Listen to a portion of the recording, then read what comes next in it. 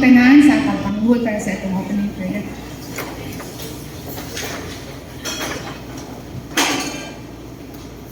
Great God. Sabbath!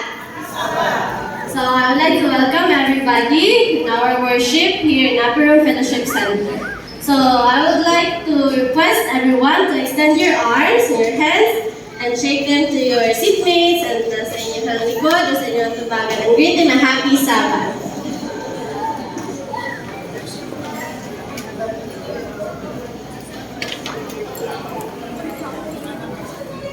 Thank you. I would like to recognize also our visitors listed sa book. First, we have Basilisa Arellano from Bago Galera. Napa si... Ligawas na. Wala na. Ligawas na Sister Maravillas Eloisa and Brother Maravillas Galo Jr. from Moncayo.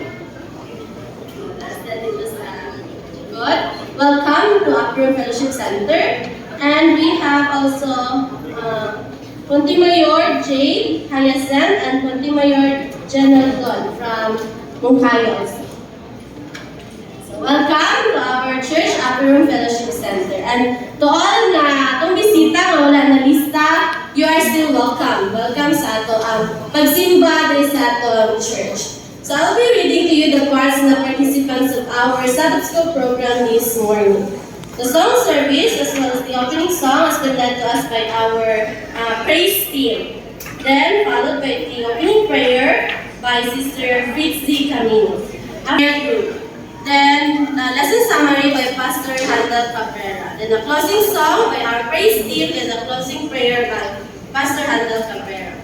Our pianist for this morning is Sister Lucille Tatungputi, and your superintendent, Sister Daphne Perona. Our floral offering for this Sabbath is from Sister Ashley Faith Solis. Then before I take my seat, I'll be reading to you our memory text at the lesson this week at the Source of Life.